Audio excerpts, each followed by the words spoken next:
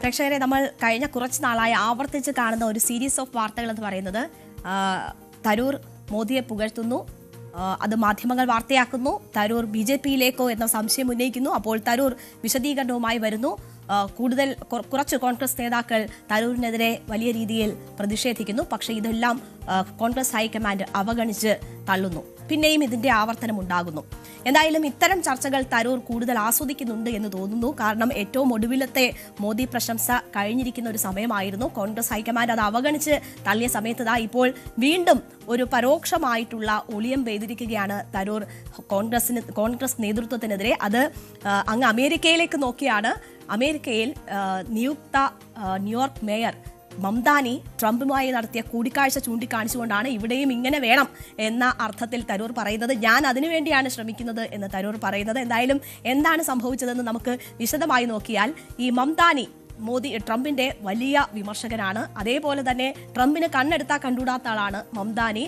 Communist ഭ്രാന്തൻ എന്നതാണ് മംദാനിയെക്കുറിച്ച് Trump പറഞ്ഞിരുന്നത്. മംദാനിയെ എങ്ങനെയെങ്കിലും തോപ്പിക്കണമെന്ന് പറഞ്ഞ് ട്രംപ് പഠിച്ച പണി 18 നോക്കിയതാണ്. അവിടത്തേക്കുള്ള ഫെഡറൽ ഫണ്ട് നിർത്തിവെക്കും എന്നതുൾപ്പെടെയുള്ള കാര്യങ്ങൾ പറഞ്ഞ് ഭീഷണിപ്പെടുത്തി ഒക്കെ തെരഞ്ഞെടുപ്പ് അട്ടിമറിക്കാൻ നോക്കിയതാണ്. പക്ഷെ അതൊന്നും ഫലിച്ചില്ല. വലിയ ഭൂരിപക്ഷത്തിൽ മംദാനി ജയിച്ചു. മംദാനി നിയുക്ത മേയറായി ഇപ്പോൾ ട്രംപിനെ കാണാൻ ചെന്നപ്പോൾ ട്രംപ് പറഞ്ഞതൊക്കെ മറന്നു. ഇനി അങ്ങോട്ട് എല്ലാവിധത്തിലും യോജിച്ചു പോകുന്നതിന്റെ ഒരു സന്ദേശം നൽകുകയും ചെയ്തു. ഇതാണ് കോൺഗ്രസിനെ ഒന്നുകൂടി പ്രകോപിപ്പിക്കാനും ഒളിയം പെയ്യാനും തരൂർ തെരഞ്ഞെടുത്ത മാർഗമെന്ന് വേണം കാണാൻ. അപ്പോൾ ട്രംപ് ഇന്നലെ മംദാനിയെക്കുറിച്ച് പറഞ്ഞത്, നല്ല മനുഷ്യനാണ്, ഇനി അങ്ങോട്ട് നല്ല രീതിയിൽ പോകും, ഞാൻ എല്ലാവിധത്തിലും സഹായവുമായി ഒപ്പമുണ്ടാകും. മംദാനിയെ മേയറായി തെരഞ്ഞെടുത്താൽ ന്യൂയോർക്കിലേക്കുള്ള ഫണ്ട് വെട്ടിക്കുറയ്ക്കുമെന്ന് പറഞ്ഞ ട്രംപ് മംദാനി മേയറായ ന്യൂയോർക്കിൽ താമസിക്കാൻ താൻ അഭിമാനിക്കുന്നു എന്നുള്ളവരെ പറഞ്ഞു വെക്കുന്ന ഒരു സാഹചര്യം ഉണ്ടായി. അപ്പോൾ ഇതാണ് ഒരു ജനാധിപത്യത്തിന്റെ മോഡൽ എന്നതാണ് ഇപ്പോൾ തരൂർ ചൂണ്ടിക്കാട്ടുന്ന കാര്യം. ഇന്ത്യൻ വംശജൻ കൂടിയാണ് മംദാനി എന്നത് ഓർക്കണം. ട്രംപിന്റെ വലിയ വിമർശകനാണ്. അവിടെയാണ് ഈ തെരഞ്ഞെടുപ്പിന് ശേഷമുള്ള സാഹചര്യങ്ങളിൽ യോജിച്ചു പോകാനുള്ള ഒരു നീക്കം ഇരു നേതാക്കളും പ്രകടിപ്പിക്കുന്നത്. ന്യൂയോർക്ക് നഗരം നേരിടുന്ന പ്രശ്നങ്ങളിൽ ട്രംപുമായി സഹകരിക്കുമെന്ന് മംദാനിയും ഈ കൂടിക്കാഴ്ചയ്ക്ക് ശേഷം പ്രതികരിച്ചു. മംദാനിക്ക് വൻ പ്രശംസയാണ് ട്രംപിന്റെ ഭാഗത്തു നിന്നും ഉണ്ടായത്. മംദാനിയുടെ ആശയങ്ങളോട് വിയോജിപ്പുണ്ടെങ്കിലും മംദാനി ന്യൂയോർക്കിന്റെ വളരെ നല്ല ഒരു മേയർ ആയിരിക്കുമെന്ന പ്രതീക്ഷ ട്രംപ് പറഞ്ഞു. ട്രംപുമായുള്ള കൂടിക്കാഴ്ച ഫലപ്രദമായിരുന്നു എന്ന് മംദാനിയും പറയുന്നു. അപ്പോൾ തരൂർ ഈ വിഷയത്തിൽ ഇങ്ങനെ അവരുടെ കൂടിക്കാഴ്ചയുടെ ഫോട്ടോ ഇട്ടുകൊണ്ട് തരൂർ പറഞ്ഞിരിക്കുന്ന കാര്യങ്ങൾ ഇതാണ്. ഇങ്ങനെയാണ് ജനാധിപത്യം പ്രവർത്തിക്കേണ്ടത് എന്ന കുറിപ്പോടുകൂടിയാണ് ട്രംപിന്റെ ഈ പോസ്റ്റ്. തെരഞ്ഞെടുപ്പുകളിൽ നിങ്ങളുടെ നിലപാടിന് വേണ്ടി വാക്പോരിന് യാതൊരു കുറവും ഇല്ലാതെ ആവേശത്തോടു കൂടി തന്നെ ഏറ്റുമുട്ടണം. പക്ഷെ അത് കഴിഞ്ഞാൽ നിങ്ങൾ സേവിക്കാൻ പ്രതിജ്ഞാബദ്ധരായ രാഷ്ട്രത്തിന്റെ പൊതു താല്പര്യങ്ങൾക്കായി പരസ്പരം സഹകരിക്കണം. ഇന്ത്യയിൽ ഇത്തരത്തിലുള്ള കാര്യങ്ങൾ കൂടുതലായി കാണാൻ ഞാൻ ആഗ്രഹിക്കുന്നുണ്ട്.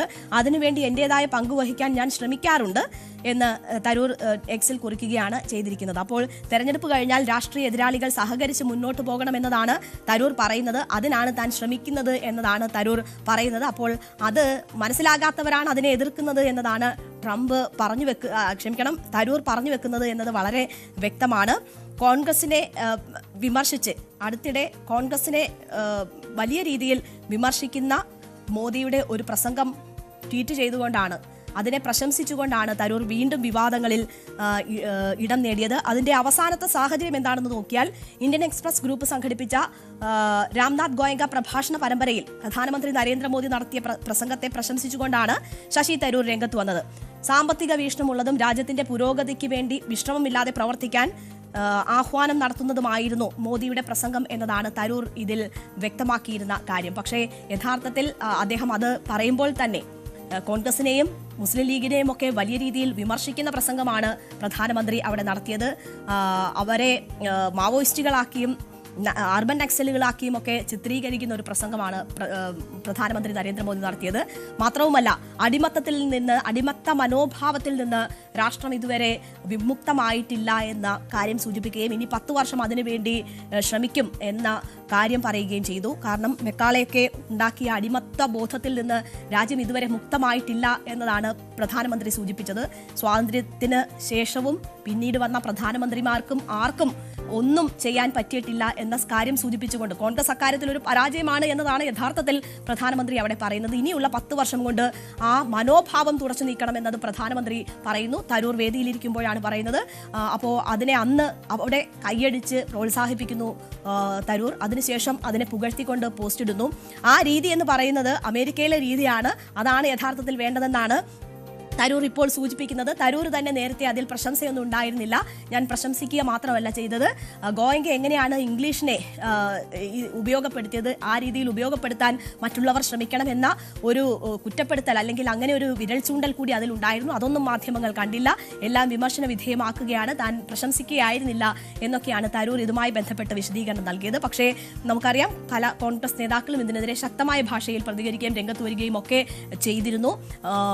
BJP ആക്രമണമാണ് കോൺഗ്രസിനുള്ളിൽ നിന്ന് തരൂർ നടത്തുന്നത് എന്നതുൾപ്പെടെയുള്ള കാര്യങ്ങൾ ചൂണ്ടിക്കാണിക്കപ്പെട്ടിരുന്നു. അതിനുശേഷം ഹൈക്കമാൻഡ് നേതാക്കൾക്ക് നൽകിയിരുന്ന നിർദ്ദേശം എന്താണ് എന്നത് വെച്ചാൽ ഇനി ആരും ഇതിൽ പരസ്യമായി യാതൊരു പ്രതികരണവും നടത്തരുത് എന്നതാണ്. എല്ലാ തവണയും ചെയ്തതുപോലെ ഇതിനെ അവഗണിച്ച് തള്ളുക എന്നതായിരുന്നു കോൺഗ്രസ് സ്വീകരിച്ചിരുന്ന സമീപനം. ആ സമീപനം കോൺഗ്രസ് സ്വീകരിക്കുമ്പോഴാണ് ഇപ്പോൾ അമേരിക്കയിലെ ഒരു സാഹചര്യത്തോട് ഉപമിച്ചുകൊണ്ട് തന്നെ ന്യായീകരിക്കാനും കോൺഗ്രസിനെ ഒളിയം വെയ്യാനും തരൂർ ശ്രമിച്ചിരിക്കുന്നത്. അപ്പോൾ ആവർത്തിച്ച് ഇത്തരം കാര്യങ്ങൾ ചർച്ചയാക്കാൻ തരൂർ ആഗ്രഹിക്കുന്നു. അത് ചർച്ചയാക്കാനും ആ രീതിയിൽ ചർച്ച ചെയ്യപ്പെടാനും ആഗ്രഹിക്കുന്നു. അപ്പോൾ അതിൽ വിശദീകരണം നൽകാനും തന്നെ ന്യായീകരിക്കാനും ഓരോ കാരണങ്ങൾ തരൂർ കണ്ടെത്തുന്നു എന്ന് വേണം മനസ്സിലാക്കാൻ. എന്തായാലും പതിവ് പോലെ ഇതും നേതാക്കൾ അവഗണിച്ച് തള്ളുന്നു എന്നത് വേണം നമ്മൾ കാത്തിരുന്ന് കാണാൻ. കോൺഗ്രസ് എന്തായാലും ഈ തെരഞ്ഞെടുപ്പ് വേളയിൽ മറ്റൊരു നിലപാട് സ്വീകരിക്കാൻ ഇടയില്ല. ഇനി അപ്പോൾ എന്താണ് തരൂരിന്റെ മുന്നിലുള്ള മാർഗം എന്നതാണ് പ്രസക്തമാകുന്ന ചോദ്യം.